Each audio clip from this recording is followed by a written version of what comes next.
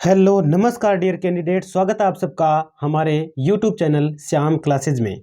तो मित्रों, आज हम बात करने वाले बीएसटीसी 2023 को लेकर। बीएसटीसी 2023 भाई काउंसलिंग करवाएं कि नहीं करवाएं, यदि आपके नंबर कम बन रहे हैं, यदि नंबर कम है तो क्या करना पड़ेगा हमें, और नंबर ज़्यादा है तो क्या करना पड़ेगा। देखो, वोटिंग के आधार पर बात करने वाला हूं और एग्जैक्ट जो कट ऑफ है यहाँ से ऑटोमेटिक ही आपको पता चल जाएगी, ठीक है ना। वोटिंग है, ये जो नीचे मेरा लिखा गया है ये वोटिंग है। देखो, मित्र का एक टेलीग्राम चैनल है, उस टेलीग्राम चैनल से वोटिंग की गई जिसपे 49,000 वोट आए। 49,000 वोटों को देखकर आपको ये देख लेना है, अब समझ जाना है, देख लेना कि क्या आपकी कट ऑफ रहने वाली है, क्या आपको करवानी चाहिए काउंसलिंग या नहीं करवानी चाहिए, वो सारा कुछ यहाँ से आपको समझ जाना है। तो चलिए मित्रों, वीडियो को शुरू करते हैं। शुरू करने से पहले आप सभी से निवेदन है कि चैनल पर यदि नए हो तो सब्सक्राइब अवश्य कर लीजिएगा, ठीक है। तो चलिए शुरू करते हैं।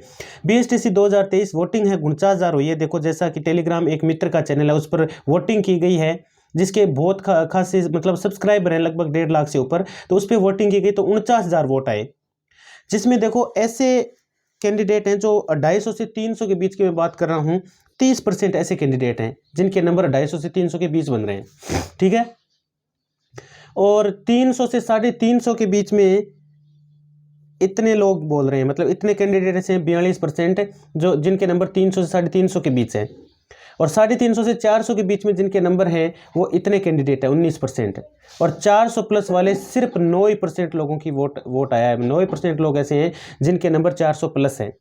तो इसका मतलब सीधा सा है कि ये आंकड़ा बहुत महत्वपूर्ण है, ये आंकड़ा बहुत महत्वपूर्ण है। यानी 300 प्लस यदि आपके नंबर हैं तो आपको 100% क्या करवानी चाहिए, काउंसलिंग करवानी चाहिए। मैं तो कहता हूँ 100% काउंसलिंग करवाओ आप, यदि आपके 300 प्लस नंबर है तो, ठीक है ना।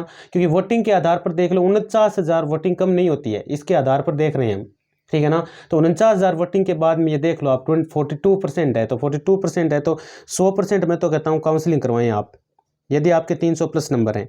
मैं तो कहता हूँ इस पर भी काउंसलिंग करवानी चाहिए आपको। 250 से 300 के बीच में नंबर है तो भी करवानी चाहिए।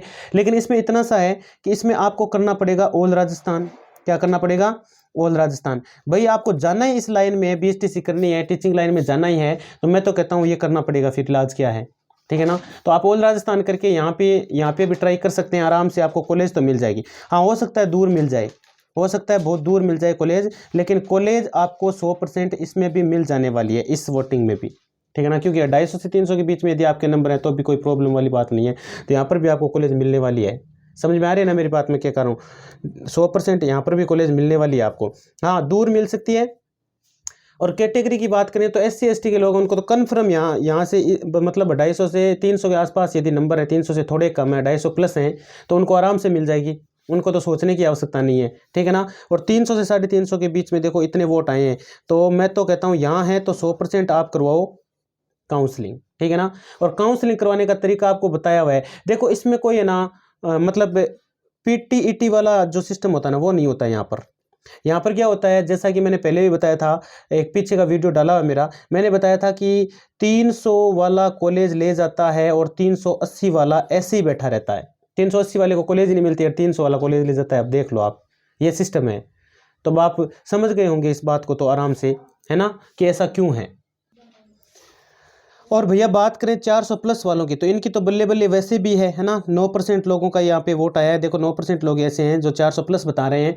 तो इनको तो करना है क्या, इनको तो बस डाइट लेनी चाहिए, इनको तो डाइट ही लेनी चाहिए। क्योंकि डाइट का कितना फ़ायदा है, एक तो खर्चा कम, ठीक है, खर्चा कम और सिस्टमेटिक काम होता है सारा का सारा। मैं तो कहता हूँ इनको तो डाइट ही लेनी चाहिए, इनको तो जाना ही नहीं चाहिए प्राइवेट की तरफ, ठीक है ना। प्राइवेट की तरफ यार क्यों जाएंगे ये बच्चे। यदि ये कैंडिडेट प्राइवेट की तरफ जाते हैं तो सीधी सी बात है वो अपना घाटा कर रहे हैं, क्योंकि है ना वहाँ लफड़ा होगा भैया आपके, है ना। कभी ये दौर, कभी वो दौर, कभी SR, कभी डॉक्यूमेंट का लफड़ा, कभी फीस इतनी कम रहेगी, इतनी ज़्यादा रहेगी। तो उससे अच्छा है वो तो डाइट में जाओ, ठीक है ना। डाइट वाला समझ रहे हो ना आप। मैं कह रहा हूँ प्राइवेट कॉलेज को छोड़कर सरकारी कॉलेज में जाना है। और कन्फर्म है यार, 400 प्लस से आराम से सरकारी कॉलेज मिलेगी, अच्छे से आराम से BSTC कर पाएंगे, कोई दिक्कत ही नहीं है इसमें तो, है, इसमें तो कोई सोचने वाली बात ही नहीं है। तो अब सवाल एक ही उठता है मित्रों कि ये क्या करें, 250 से 300 वाले क्या करें। मतलब 30% वोटिंग आई तो ये क्या पता इनको कॉलेज मिले नहीं मिले। देखो, इनके लिए सीधा सा है भैया, आप है ना दूसरी लाइन में चले जाएं, ठीक है ना। आप दूसरी लाइन में जाओ यार, बहुत सारे हैं आजकल तो। वो पीछे अभी देखो जारी किया CET है, CET की तैयारी करो ना आप। सिटी का एग्जाम दो और इसमें बहुत सारी जो भी भर्तियां निकलती है अभी से तैयारी शुरू कर दो। अभी से क्या कर दो, तैयारियों में लग जाओ, तैयारियां शुरू कर दो अभी से। कन्फर्म है 100% आपको नौकरी ही मिलेगी, देख लेना, ठीक है ना। तो यार यहाँ फंसे ही क्यों फिर, जब नंबर ये 250 और 300, 250 से भी कम बन रहे हैं, 250 या 300 के बीच में ही हैं, तो यार छोड़ो ना, ये क्यों काउंसलिंग करवाएं। और काउंसलिंग मैं तो कहता हूँ यहाँ से स्टार्ट करो, 300 प्लस है तो ही काउंसलिंग करो, वरना काउंसलिंग करवाओ भी मत, मेरा कहना तो ये सीधी सी बात है, ठीक है ना। और 250 से 300 वाले सीधे जाओ यहाँ सीटी। और भी यार कोई कोर्स बाकी तो वो करो आप। और यदि आप ग्रेजुएशन कर चुके हैं, यदि आप ग्रेजुएशन कर चुके हैं, ग्रेजुएशन, तो मैं कहता हूं भाई आप बीए कर चुके हैं, बीएससी कर चुके हैं, तो या फिर बीकॉम के कैंडिडेट हैं, तो मैं तो कहता हूं आपके लिए तो सुनहरा मौका ये है कि आप सीधा उसके बाद में ना एमए कर लें, एमएससी कर लें, ठीक है, और फिर कर दें नेट की तैयारी। बस सीधा सा काम है ना, कुछ करने की आवश्यकता नहीं है, सीधे लेक्चरर बन जाओ और कॉलेज में ही पढ़ाओ फिर सीधा, ठीक है ना। कहाँ चले जाओ, कॉलेज में जाओ और कॉलेज में पढ़ाओ सीधा। कितना सुनहरा मौका है आपके लिए, ठीक है ना। तो आपको तो यार यहाँ जाना ही नहीं चाहिए फिर, जब इतने नंबर इतने कम हैं तो यहाँ क्यों जाएं आप, ठीक है ना। तो ये सिस्टम रखो। अब मैं बात कर लेता हूँ कि 400 प्लस वाला, इनको तो क्या बताना, इनको तो बस वैसे भी डाइट मिल जानी है। 300 और 350 के बीच में जो कैंडिडेट हैं उनको देखो, पास कॉलेज के लिए क्या करना होगा, ज़्यादा से ज़्यादा कॉलेजें बननी है। और फिर भी डाउट लगता है भाई जनरल से है कोई, 300 से 350 के बीच में नंबर है, देखो 300 से 350 के बीच में नंबर है और वो कैंडिडेट जनरल से है, तो उसको डरने की आवश्यकता नहीं है। जनरल से है तो भी आराम से उसको तो कॉलेज तो मिल ही जानी है।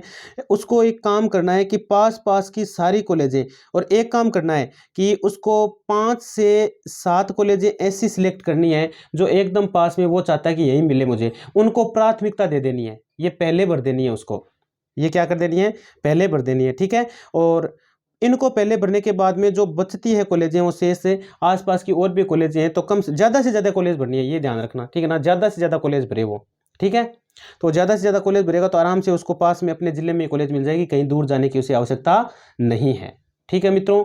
और इसमें मान लीजिए कॉलेज मिलती है 250 से 300 के बीच में कॉलेज मिल जाती है, मान लीजिए मिल जाती है, तो आप एक काम करो ना, जहाँ भी मिली है वहीं से करो, शुरू कर दो बस बीएसटीसी, कोई दिक्कत नहीं है।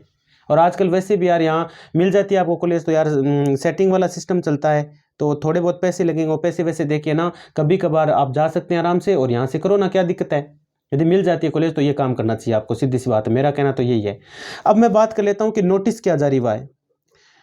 नोटिस इससे रिलेटेड है, देखो संशोधन से रिलेटेड एक नोटिस जारी किया था। संशोधन का मतलब है जिन्होंने बीएसटीसी का फॉर्म लगाया है तो रिजल्ट तो आ चुका है, तो उस फॉर्म में यदि कोई करेक्शन करवाना चाहता है, जो करेक्शन करवाना चाहता है, तो करेक्शन के लिए लास्ट डेट 3 अक्टूबर है भाई।